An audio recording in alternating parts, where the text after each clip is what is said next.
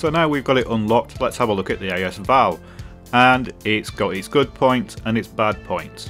So stat wise, it's got a maximum damage of 30 and it's got a rate of fire of around 950. But it's only got 21 shots in a magazine. So you have to play with this gun completely differently to any other gun in Battlefield. So here, I throw a grenade because I know people's down there, fire a few shots through that doorway, and don't reload because, you know, I only fired a few shots. The problem is with this gun, it fires so fast and has so little ammo that you don't realise that you've just burnt through most of your magazine. So it's a bit of a new curve to learn how to use this thing. Now, its major benefits: hip fire. It's really good at hip fire. Its major drawbacks is it's no longer a medium range and long range option like it was in Battlefield 3. In Battlefield 4, for some reason, this thing is a PDW, even though in real life it's an assault rifle. And maybe it could have gone in as a carbine, but with it being a PDW, it follows the PDW damage drop-off and range models. So it's lost a lot of its utility that it used to have in Battlefield 3. Another thing it's developed in Battlefield 4 is monstrous recoil, even in burst mode.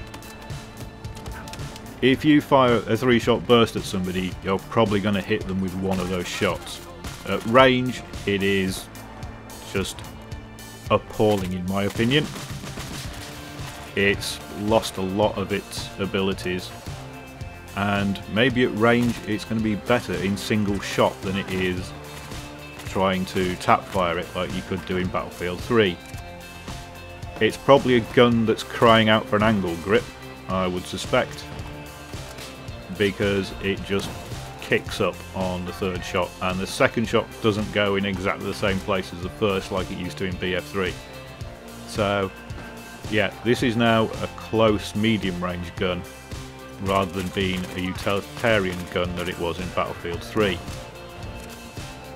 And while the 30 max damage sounds impressive, and it is in close range, at range it's not, because 30 damage is still a 4-shot kill. When you get it out to range, this gun is still going to be a 5-shot kill. That's assuming that its damage model is dropping down to about 20 rather than something lower. If it drops lower than 20 in its damage model, then it's going to be a 6-shot kill. And this just cripples the AS Val. Its major advantages in Battlefield 3 were its range and the silencer that didn't have any penalties. Now, of course, silencers don't have the same penalties in Battlefield 4 as they do in Battlefield 3. So, why wouldn't you use a carbine with a silencer? Why would you take the AS Val? So this little clip's going to show you the AS Val getting me out of trouble, close range, drops that guy straight away. And it's also going to show you how the AS Val gets me into trouble. Now, part of this is because of the way I'm using it. You know, the AS Val is a completely different model of gun, and I've got the hang of reloading. Every time you stop firing, reload, if you can get away with it. But it's just a strange gun. So I take that guy down, and I just don't have enough rounds left to take the next one. So here is how I think the AS Val can be used, and this is completely by accident. I'm crouching in this corner to get my health back. Now there's another option that is worth considering. When you're on 20 rounds, put the extra one in. And because of the silencer, I'm just sitting here picking these guys off as they come through. But an interesting problem I found with it is, yes, 5 shots is going to kill somebody close up, but because this thing fires so fast, by the time they've actually died, you've fired a lot more than that many shots. By the time you've realised that they're dead from watching their animation, they're gone. And you notice just how quickly I burnt through all my ammunition there, because it's a strange gun. Do you rely on firing 5 shots and killing them, or do you rely on waiting until they're dead? Now there's an example of how this gun dominates. Going round a corner, there's very little that's going to stand up to it. And there you can see he shot first, but I still took him out with the AS Val. That one I have no idea how I missed. So the AS Val, it's not what it was. Everybody who was looking forward to it coming back is going to be disappointed, I think, because it's a pale imitation of what it used to be in Battlefield 3. This gun was crying out to be a carbine in Battlefield 4, so you could use it on all classes, but instead it's a PDW, so it's limited to engineers, and to be honest there are better choices of PDW and carbine for the engineer, all of which can take a silencer with very little penalty, and they can also take other barrel options.